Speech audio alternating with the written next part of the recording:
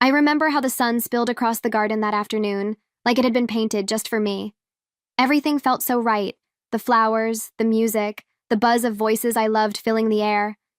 I moved from table to table, hugging friends, thanking family, soaking it all in like it might disappear if I blinked too fast. Everywhere I turned, there was laughter, the clink of glasses, the kind of warmth you don't question.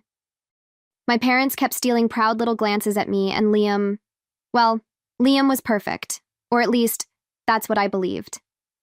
There was this moment, standing by the fountain, when I closed my eyes just to feel it all. The sun kissed my shoulders, the breeze danced with the hem of my dress, and for a heartbeat, the whole world was still. I thought, this is it. This is the happiness people spend their whole lives chasing, and it was mine. Tomorrow, I would marry the love of my life, surrounded by everyone who mattered. I thought I was stepping into forever. That night, I couldn't stop smiling as I packed away little gifts and notes from friends. Liam was upstairs, singing off-key in the shower, probably rehearsing his vows. The house smelled like vanilla candles and fresh roses, and for a second, I just stood there, breathing it in. I felt so lucky, so impossibly lucky. I wandered over to the couch, my dress brushing the floor, when I heard it, the soft buzz of his phone lighting up on the coffee table. Without thinking, I reached for it, expecting maybe a message from his best man or a funny meme from his brother. Instead, a name popped up that made my stomach flip. Claire, my sister. I told myself it was probably something innocent, a last-minute wedding detail, nothing more. But when the screen lit up again, I froze. She can't find out what we're doing.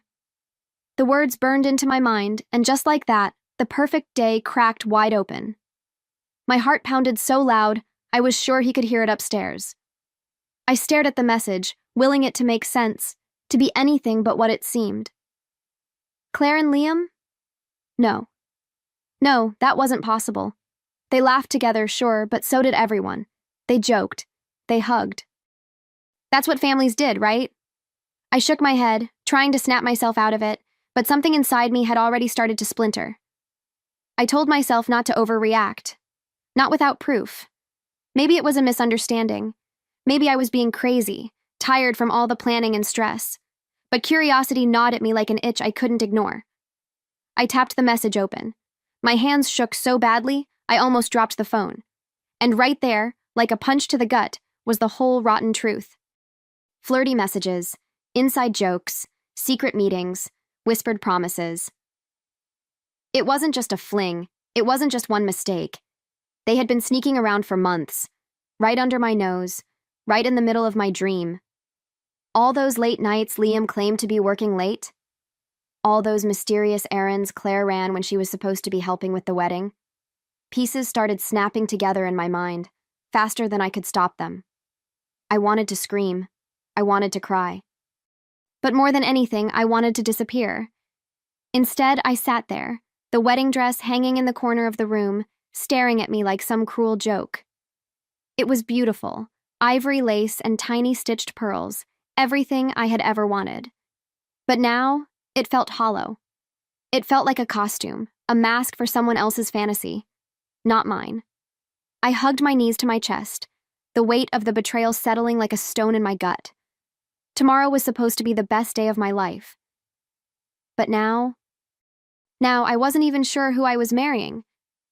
I sat there for what felt like hours, listening to the shower running upstairs, like it was mocking me with its steady, oblivious rhythm. Every second that ticked by, the ache inside me grew sharper, cutting deeper. How could they? How could she, my sister, my best friend, look me in the eyes and help plan a day that was built on lies? I thought about every toast she had given, every dress fitting she had smiled through, and it made my skin crawl. I wasn't just losing a fiancé, I was losing family. For a moment, rage flared up so hot and fierce inside me, it scared me. I imagined storming upstairs, throwing the phone at Liam, demanding answers, demanding truth. I imagined the look on Claire's face when she realized I knew everything. I wanted that explosion. I craved the fire of it. But then, something inside me shifted. A colder, quieter voice rose up, one that whispered a different idea.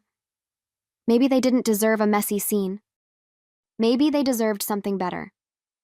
I wiped my face, set the phone back exactly where I found it, and stood up, feeling strangely calm. My hands still trembled, but my mind was clear in a way it hadn't been all night. I walked over to the wedding dress and ran my fingers over the fabric, remembering how excited I had been to wear it. I thought about the vows I had written, full of promises and hope. They didn't deserve those words anymore. They didn't deserve a single tear. No, I would give them something else entirely. Upstairs, the water shut off. I heard Liam humming as he moved around, oblivious to the world crumbling just a floor below him. I looked around the room one last time, the candles, the roses, the framed photos of a future that no longer existed. And in that moment, I made a silent vow to myself. If they wanted to tear my world apart in secret, I would tear theirs down in the open. Tomorrow wouldn't be the day I married a lie. Tomorrow would be the day I took my life back. I didn't sleep that night. I just lay there, staring at the ceiling, counting the cracks in the plaster like they could hold me together. Every time I closed my eyes, flashes of their messages burned behind my eyelids, sharper than any nightmare. By the time the first rays of light bled into the room, something inside me had hardened. The ache was still there, bruised and raw. But now it had an edge. I wasn't just heartbroken. I was furious. Furious at them, and furious at myself for not seeing it sooner. I kept hearing their voices in my head, Liam's promises, Claire's reassurances, now laced with a venom I couldn't unhear. How many times had I trusted them, confided in them, leaned on them like a fool? I thought about the birthdays, the late-night phone calls, the tears we wiped away for each other. Were they all lies? Or did they just start lying when it got inconvenient? My chest tightened with every memory. They didn't just betray me, they mocked everything I believed in. At breakfast, the house buzzed with excitement. Family members fluttered around the kitchen, laughing, decorating, toasting with mimosas. And there I was, sipping coffee, smiling, playing the part of the blissful bride-to-be. I wanted to scream. I wanted to flip the table and break every glass in the house, but instead, I tucked the bitterness deep inside me, where no one could see, because today wasn't going to be their day. It was going to be mine, just not in the way anyone expected. I caught a glimpse of myself in the hallway mirror, the dress rehearsal version of Sophie, all bright eyes and soft curls. But when I looked closer, I saw the cracks running underneath. I saw the woman who had been handed a betrayal and was about to turn it into something stronger than revenge, reclamation. I ran my fingers down the side of the mirror, steadying myself. They wanted to play dirty? I thought. Fine. I would play smart, and it would be a show they'd never forget. While everyone buzzed around, talking about centerpieces and seating charts, I quietly slipped away to my old bedroom upstairs. It still smelled faintly of lavender and dust, untouched except for the wedding chaos scattered around. I sat on the edge of the bed, my dress for the rehearsal dinner hanging on the door, mocking me. There was a time when this room was my safe place, my refuge.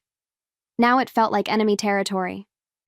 I needed a plan, and I needed it fast.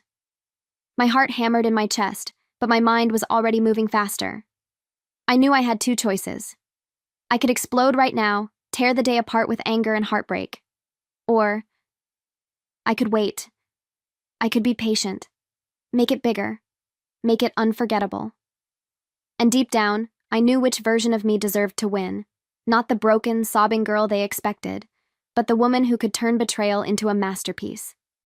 Every second I waited, I built something stronger inside myself, something sharper. I wasn't the victim of this story anymore. I was taking the pen back. I grabbed my laptop from my bag and sat cross-legged on the carpet like I used to when I was a kid, doing homework and dreaming about the future. Funny how the future can look so different when you finally see it without the rose-colored glasses. My hands moved quickly, fueled by a quiet, cold fury. Screenshot after screenshot, I pulled every message, every photo, every little secret out of Liam's phone and onto my own device. Not a shred of doubt, not a shadow of mercy. They had written their own downfall. Downstairs, someone called my name, and I snapped the laptop closed, slipping it back into my bag. I smoothed my hair, wiped the fire from my face, and pasted on a smile so wide it almost hurt. Walking down the stairs, I felt like a soldier marching to battle, only no one around me even knew a war had started. Claire was laughing in the living room, tossing her hair back, sparkling in her bridesmaid dress. Liam caught my eye and winked, and right then I knew I was going to take them both down, and I wasn't going to miss. All through the rehearsal dinner, I played my part like a pro. Toasts were made, hugs were shared, and laughter echoed off the walls, and I was right there in the middle of it, smiling like nothing had changed.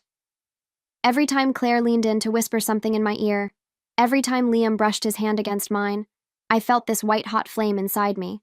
But outside, I was a vision of calm, perfect, polished, untouched. I watched them both, studied them, and tucked away every smug little glance they thought they got away with. At one point, Liam caught my hand under the table, giving it a squeeze that once would have made my heart race. Now it just made my stomach turn. I squeezed back, sweeter than honey, and he smiled like he'd already won. Let him think that. Let them both think that. I raised my glass when someone toasted to love and new beginnings, my voice ringing out clear and strong. Inside, though, I wasn't toasting to us. I was toasting to their funeral. They just didn't know it yet. When the evening finally wound down, I slipped away again, back into the quiet safety of my room. I sat on the floor, surrounded by ribbons, cards, and unopened gifts. It should have felt magical. It should have felt like the night before the rest of my life. Instead, it felt like a crime scene. I wrapped my arms around my knees and let myself grieve for a minute. Not for them, but for the girl who believed they loved her enough to stay true. That girl deserved better. And I was going to make sure she got it. By the time I crawled into bed, my plan was almost complete. I stared at the ceiling again, but this time I didn't feel broken. I felt sharp, like glass freshly shattered, catching the light at 1,000 different angles. Tomorrow wasn't going to be the day they expected. It wasn't going to be the fairy tale I once dreamed about. It was going to be something else entirely. Something much, much better. And deep in my bones, I knew. They had no idea what was coming. The morning of the wedding felt like stepping onto a stage, lights glaring, every eye waiting for me to perform. I slipped into my role without missing a beat, the glowing bride, the picture of joy. My makeup was flawless, my smile even better. Every brushstroke, every pinned curl, it all became part of the armor I wore that day. Inside, I was calculating every move, every word, every glance. Nobody could see the storm beneath the satin and lace, and that was exactly how I wanted it. I moved through the morning like a woman possessed, laughing with my bridesmaids, taking photos, thanking guests who had traveled miles to be there. Claire flitted around too, all nervous energy and fake smiles. Or maybe that part was real. I wondered if she felt the weight yet, the crackle of something wrong humming in the air. Liam acted like he was on top of the world, charming everyone in sight. If they noticed the trap being set under their feet, they didn't show it. But me? I savored every delicious second. I had arranged everything with the DJ the night before, slipping him a flash drive with a wink and a whispered explanation. The slideshow would play just after our vows, under the pretense of a sentimental tribute to our childhoods. Sweet, right? Nostalgic, heartwarming, and devastating. The officiant was in on it too, ready to follow my cue when the time came. No one else knew. No one else had to. This wasn't about embarrassment for the crowd. It was about truth, about setting myself free in front of everyone who mattered. As the ceremony hour crept closer, I made sure Liam and Claire were both placed front and center, right where the whole room could see them. Every time I caught their eyes, I felt that steady, dangerous calm settle deeper into my bones. They thought they had me cornered. They thought they had won. But the thing about betrayal is, it leaves scars that can either break you or make you sharper. Today wasn't going to be about heartbreak.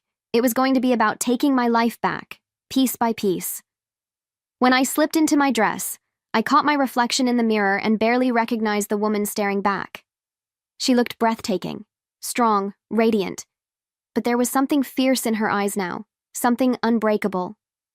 The satin hugged my body like armor, and the veil floated behind me like a banner in battle. For a moment, I let myself grieve the version of me who had dreamed of this day being perfect. But then I straightened my shoulders and reminded myself, this day would be perfect, just not for the reasons I once imagined. As the guests began to arrive, I could feel the energy shift.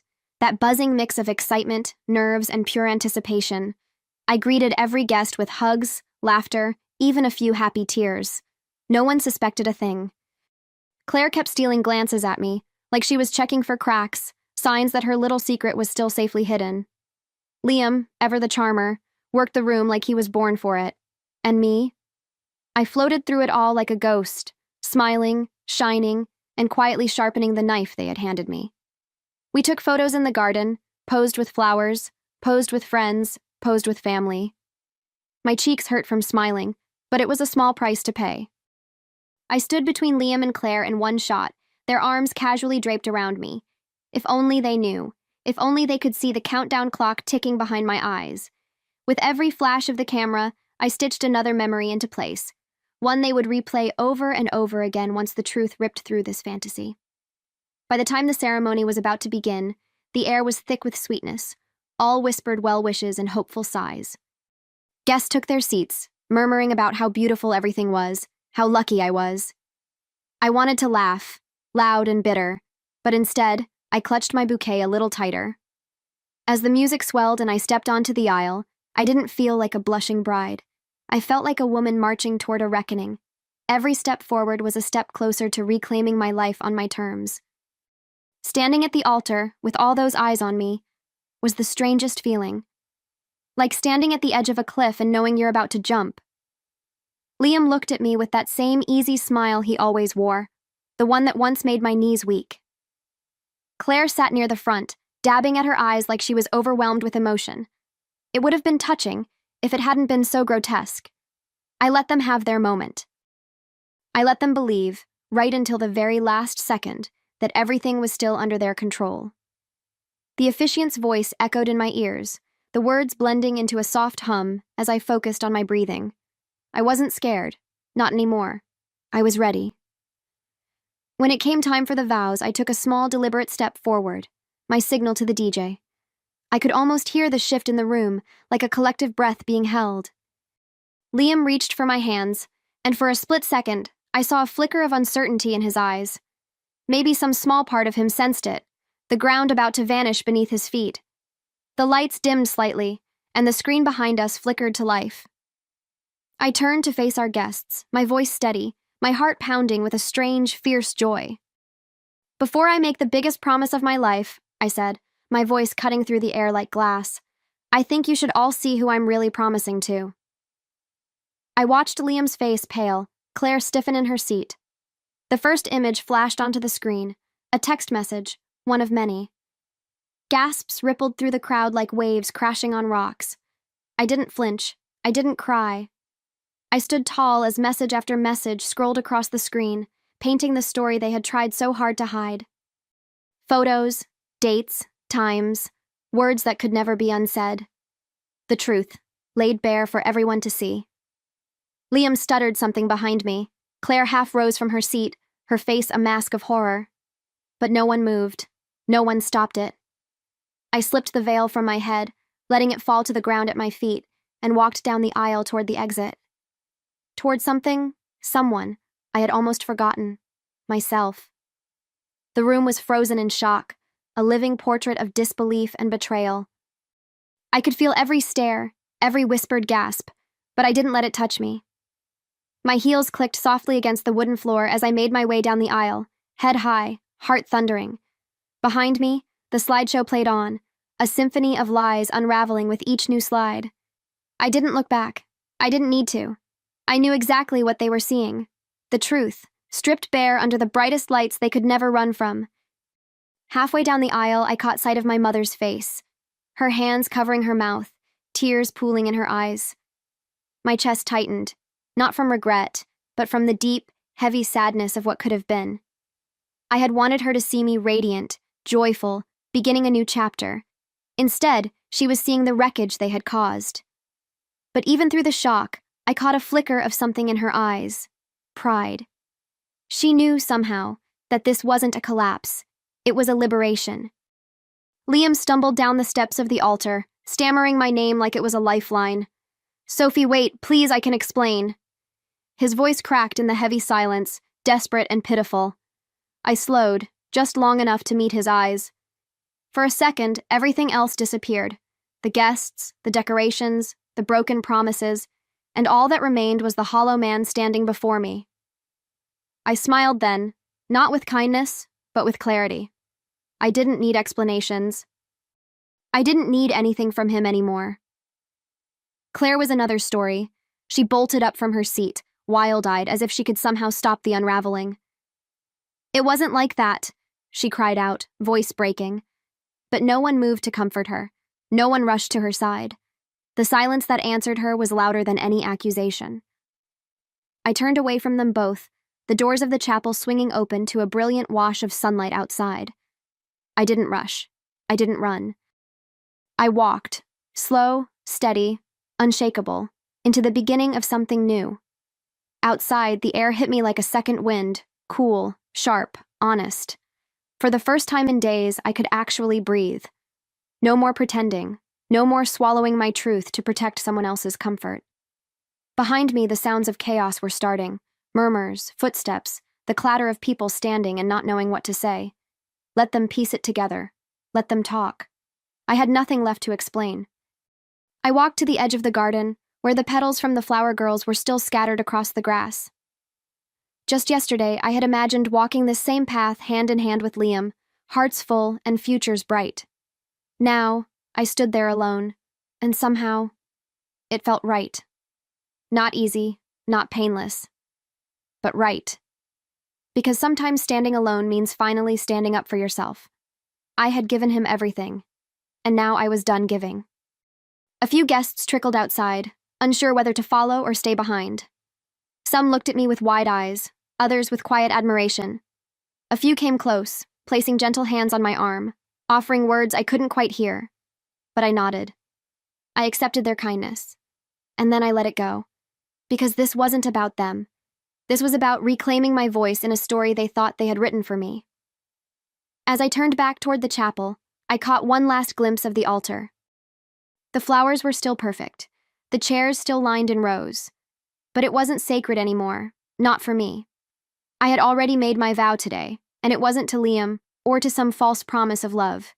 It was to myself, to never again settle for betrayal dressed as devotion. And for the first time since reading that message, I felt something powerful bloom inside me. Peace. Inside, I could hear Claire yelling now, her voice climbing, cracking, trying to rewrite the story before it finished unraveling. I didn't need to see her to know the panic painted across her face, the desperation in her hands. Liam would probably follow me out in a few minutes, still clinging to some fantasy that an apology might fix it all. But they didn't realize the apology should have come months ago, and even then, it wouldn't have been enough. This wasn't just a betrayal. It was a choice they made over and over again, and I was done forgiving choices like that. I kept walking until the voices faded behind me, and the world around me settled into a kind of quiet that felt like grace. I sat on a wooden bench at the edge of the lawn, watching the wind stir the leaves and the veil that had fallen from my hair earlier.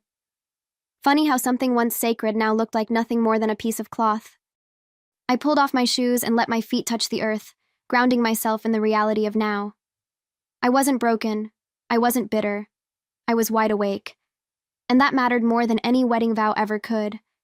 Eventually, my mom came to sit beside me, not saying a word at first, just being there. Her hand found mine, and I squeezed it, grateful for that one anchor in a sea of unraveling. She didn't ask questions. She didn't need to. Mothers know when their daughters have walked through fire. After a while, she whispered, "I'm proud of you." That's when my tears came. Not from pain, but from release. From knowing someone saw me. From knowing I hadn't lost everything after all. I stood up again. Stronger this time. Steadier.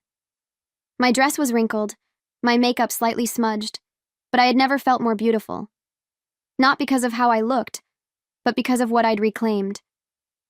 I took one last look at the chapel, at the people still buzzing with disbelief inside it. They came expecting a love story, and in a way, they got one. Just not the one they thought. And as I stepped away from the wreckage, I carried only one vow with me, to never again let someone else's lies write my ending. The next few days were a blur of silence and noise, all at once. My phone didn't stop buzzing. Calls from friends, texts from people I hadn't heard from in years. Some sent support, others just wanted the story. And then there were the ones who apologized for never seeing it sooner. I didn't reply to most of them. I wasn't ready to explain or relive it all. I was still learning how to breathe without the weight of betrayal pressing on my ribs. Liam tried to reach me too. Of course he did.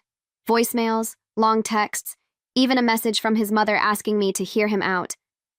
But there was nothing left to say. He hadn't just cheated. He'd conspired, lied, smiled in my face while building a future with someone else behind my back.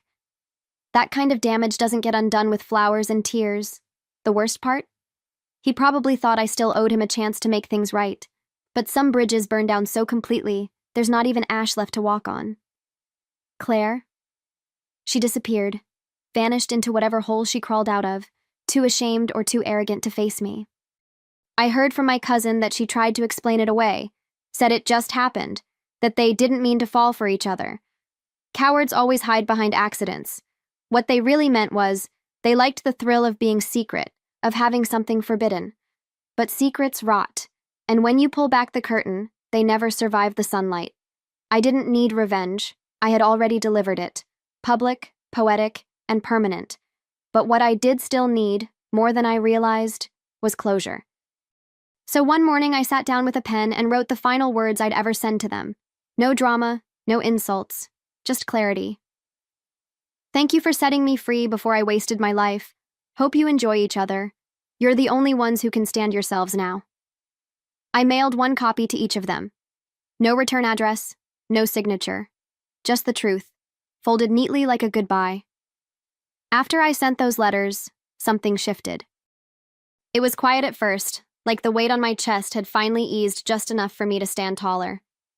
I opened the windows in my apartment. I changed the sheets. I threw out every wedding magazine, every candle we picked out together, every object soaked in memories that weren't real. It wasn't about bitterness. It was about cleansing. I wasn't mourning a lost love anymore. I was clearing space for something that had been missing all along. Myself. People kept asking if I was okay. It was kind of funny, actually, how their voices softened, like I might shatter if they asked too loudly. But I didn't feel broken. I felt awake. Like someone who had been underwater for too long and had finally come up for air. And no, I wasn't okay in the way they meant. But I was getting there, and not for anyone else. Just for me. I started going for long walks without my phone, letting my thoughts wander without someone else's voice always in my ear. I signed up for a pottery class on a whim. I stopped checking their social media. At first, it was hard. Curiosity is its own kind of addiction. But every time I resisted the urge, I felt stronger, more in control, more like the version of me they didn't think I'd ever find again, the one they'd underestimated, the one who survived them both. And slowly, something beautiful began to grow in the space they left behind. Not a new romance, not some magical replacement for what had been lost, just a stillness, a steadiness. I started smiling without faking it. I started sleeping through the night, and when I woke up in the morning, I didn't think about them first. I thought about coffee, about music, about what I wanted to do. They had stolen my trust, but I had taken back my future. And that, in the end, was the real revenge. Weeks turned into months, and slowly, the noise faded. People stopped whispering, stopped asking questions, stopped looking at me like a tragic headline, and I let them. I didn't owe anyone a performance. Healing wasn't loud or dramatic. It was quiet, boring even. It was brushing my teeth every morning, answering emails, lighting a candle just because it smelled nice. It was finally realizing that peace isn't something someone gives you, it's something you choose, every single day. I heard Liam moved out of the city.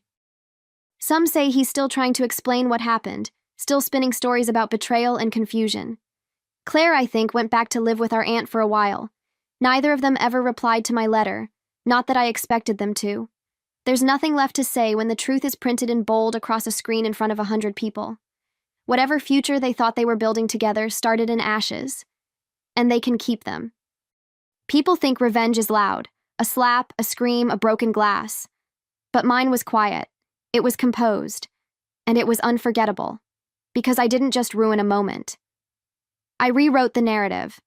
I showed every person in that room that betrayal doesn't break you unless you let it. That love isn't blind, it's just often too kind for too long. And when it wakes up, it doesn't beg. It walks out in heels and makes sure the door slams behind her. I look back on that day now and I don't feel anger. I feel proud. Proud that I didn't shrink. Proud that I told the truth. Proud that I walked away not with a broken heart, but with an open one. Ready for something real, someday. But even if that never comes, I'll still be okay. Because I found someone I never expected to meet again. Me. And they? They stole my trust, but I stole their future, and I sleep just fine knowing that.